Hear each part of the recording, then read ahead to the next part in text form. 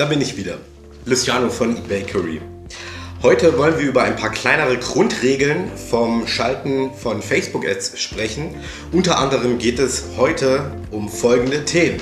Welche Creatives teste ich gegeneinander? Helle Bilder, dunkle Bilder, Text drin, ja, nein. Auch die Copies spielen dabei eine große Rolle. Ebenso spielen die Formate eine Rolle. Karussell-Ad, Bild-Ad, Video-Ad.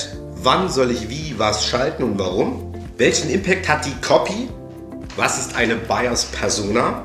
Wie erhöhe ich den Ad-Spend und in welchen Zeiträumen? Oder dupliziere ich eine Ad? Herzlich willkommen zu einem neuen Video von eBakery, die Agentur für Online-Händler. Ihr habt es gehört, heute gibt es wieder Tipps und Tricks en masse, was das Schalten von Facebook-Werbeanzeigen angeht. Welche Art von Bildern solltet ihr wann verwenden? Welche Anzeigenart solltet ihr verwenden? Und auf welche Indizien müsst ihr achten, um zu wissen, wann ihr den Adspend erhöht? All das erfahrt ihr hier. Sollten euch jedoch noch andere E-Commerce und Online-Marketing-Themen interessieren, dann gibt es eine kleine Neuerung auf unserem Kanal. Wir haben für euch eine Kanalmitgliedschaft für den eBakery YouTube-Kanal eingerichtet, mit der ihr für 99 Cent Mitglied werden könnt und somit Zugang erhaltet. Dazu einfach unter dem Video auf Mitglied werden klicken, dieses noch einmal bestätigen und eure gewünschte Zahlungsmethode auswählen. Damit unterstützt ihr die Produktion unserer Videos und erhaltet zeitgleich weiteren Mehrwert in Form von Videos und wöchentlichen Livestreams. Nun gebe ich aber wieder das Wort ab an Luciano. Fangen wir an mit den Creatives. Kleine Grundregel: Teste niemals Bilder und Videos in einer Anzeigengruppe. Das ist relativ zügig erklärt, warum. Wenn du ein Video als Werbeanzeige unter der Anzeigengruppe hast und ein Bild, dann wird das Video, egal wie sinnvoll der Content ist oder nicht dieses Videos, wird das Video wahrscheinlich immer gewinnen. Das liegt ganz einfach daran, dass die Auto-Start-Funktion im Facebook-Feed das Video oft zum Laufen bringt und dadurch die Relevanz für Facebook dadurch steigt. Somit hat ein Bild weniger Chancen gegen ein Video. Das ist nicht immer so, muss man ganz deutlich sagen. Das ist nicht immer so, das ist nicht immer der Fall. Aber für den Anfang als Einsteiger, wenn man sich nicht ganz so gut auskennt, sollte man das nicht tun. Als Fortgeschrittener kann man das natürlich schon. Dazu sollten aber Datensätze vorliegen, um zu wissen, wann oder wie ich ein Video gegen ein Bild teste. Als Einsteiger empfehle ich das auf jeden Fall nicht.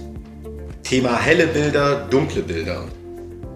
In der Vergangenheit habe ich mich mit vielen Media-Buyern vernetzt und wir haben alle festgestellt, dass Facebook tatsächlich einen Unterschied, also logischerweise einen Unterschied auf dem Inhalt des Bildes feststellt. Logisch, das liegt zum Teil daran, ob ihr, mal angenommen, ihr verkauft Taschen, dann könnt ihr natürlich ein Bild benutzen, das die Tasche zeigt mit weißem Hintergrund oder das die Tasche zeigt mit einer Dame oder Herr, der oder die diese Tasche trägt. Und das wiederum hat natürlich auf das Publikum, die Audience, einen unterschiedlichen Impact und auch Facebook nimmt das wahr und versucht im Algorithmus dadurch auch im Bild zu erkennen, wie Relevanzen sich auswirken auf das Publikum. Und somit kann es sogar zum Teil sein, dass ein Bild, das noch nicht richtig durchgetestet ist, sofort von Facebook bevorzugt wird, weil es feststellt, dass durch andere Werbetreibende dieses Format des Bildes positiv wahrscheinlich beim Publikum ankommen wird.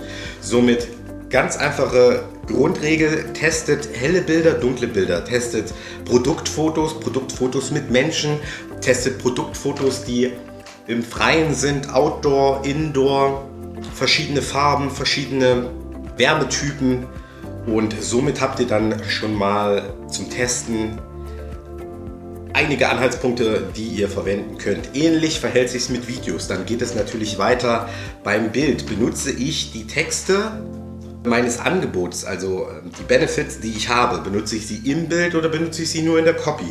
Allein das kann man zuhauf gegeneinander testen.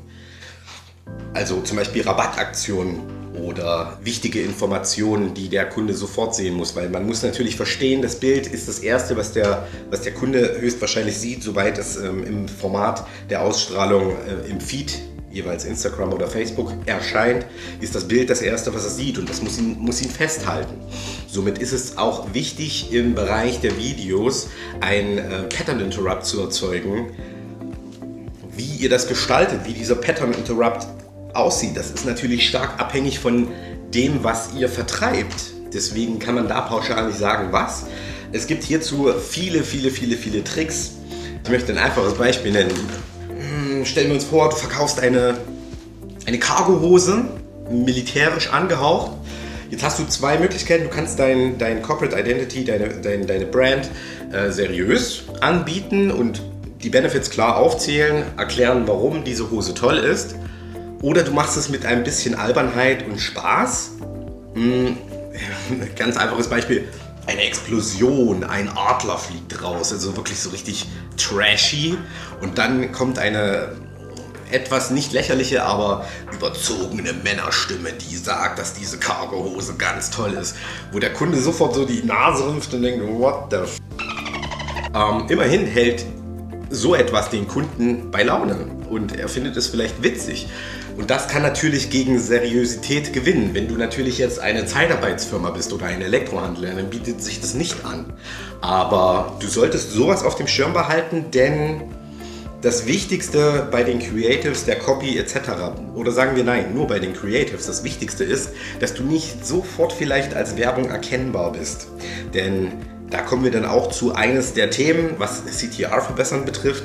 Die CTR kannst du durch die Copy verbessern, wenn du den Kunden emotional abholst. Emotional bedeutet immer, du sprichst etwas Positives oder etwas Negatives in ihm an.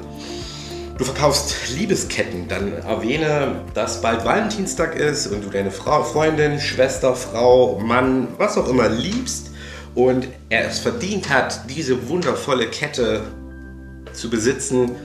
Oder ein kleines Beispiel für negative Emotionen, Painpoints anzusprechen beim Kunden. Es gab lange Zeit diese LED-Hundehalsbänder und die wurden gerne über das Thema vertrieben. Beispiel: Es erscheint ein Text oder auch vertont der Hinweis, dass so und so viele Hunde pro Jahr von Autos überfahren werden, weil sie morgens oder abends in der Dunkelheit nicht gesehen werden.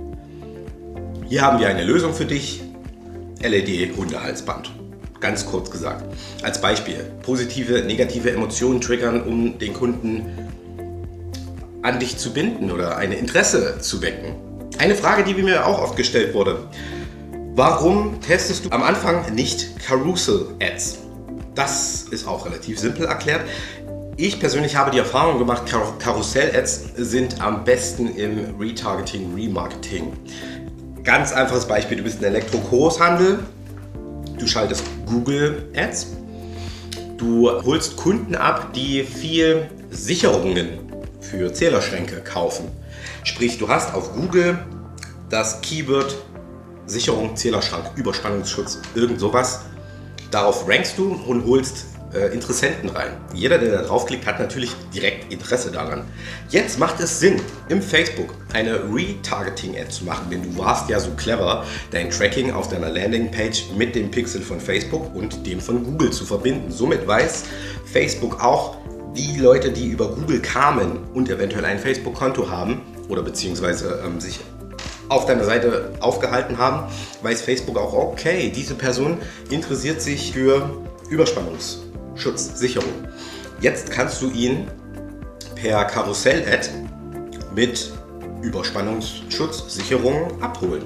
Remarketing, Retargeting. Dort empfiehlt sich das, denn wenn dieser Kunde vorher über Google auf deine Landingpage kam und dann erkennt in seinem Facebook-Feed, wenn er gerade eigentlich nur irgendwelche lustigen Videos sehen will, tauchen 3 verschiedene Sicherungen auf, 3 verschiedene Preise, die er sich vorher angesehen hat. Er wird nochmal erinnert, ah ja stimmt, das wollte ich bestellen. Vielleicht hat er jetzt auch aus irgendeinem Grund den Impuls, dass er das doch jetzt schnell braucht und geht nochmal auf die Ad drauf. So kannst du einen Verkauf erzeugen über Remarketing, Retargeting. Das macht Sinn. Eine Buyers-Persona erstellen.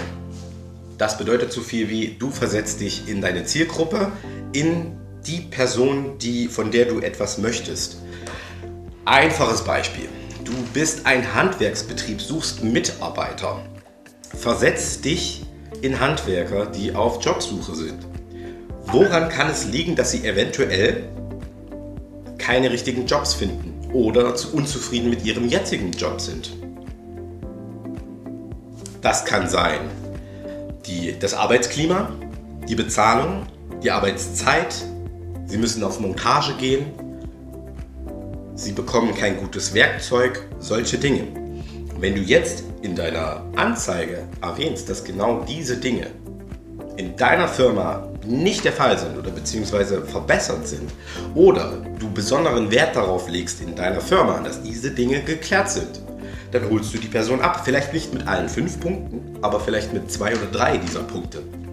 Das bedeutet, negative Glaubenssätze der Zielperson aufgreifen und diese negativen Glaubenssätze in positive verwandeln, weil es bei dir ja anders ist. Das funktioniert übrigens auch im Produktbereich. Ist übrigens ähnlich wie das, was wir am Anfang besprochen haben mit den emotionalen Triggern. Kommen wir zum Thema Adspend. Wir sind zwar noch dabei, dass wir eine Kampagne aufgelegt haben und sie laufen lassen, um dann die Metriken auszuwerten. Es kann aber passieren, dass eventuell schon eines der Anzeigen gut läuft oder eines der Creatives gut läuft. Dann möchtest du vielleicht dafür sorgen, dass diese Anzeige skaliert wird. Hierbei gilt es zu beachten, dass du den Adspend maximal alle 2 Tage sicherheitshalber gehe ich auf 15%, man sagt 20%, aber ich mache es trotzdem nur um 15% erhöhst. Oder du kannst natürlich auch die Anzeigengruppe duplizieren. Jetzt stellt sich die Frage, ja Moment, entweder oder. Die Sache ist, was sagte ich im vorangegangenen Video? Facebook-Werbung bedeutet testen, testen, testen. Leider kann dir das keiner sagen, was davon besser funktionieren wird. Ich wünsche euch auf jeden Fall ein wundervolles Wochenende und viel Erfolg mit Facebook-Ads. Danke, Luciano. Dem kann ich mich nur anschließen. Ich hoffe, ihr konntet das ein oder andere für euch mitnehmen. Sollte es dazu noch Fragen geben, hinterlasst uns diese in den Kommentaren. Ansonsten helfen wir von eBakery euch bei euren Paid Ads, ob Google, Facebook, Instagram oder andere Plattformen. Wir unterstützen euch gerne dabei. Alle Infos erhaltet ihr auf der Seite oben rechts, auf der ihr dann auch einen Termin vereinbaren könnt. Wir hören uns dann in der nächsten Folge wieder. Macht es gut, euer eBakery-Team.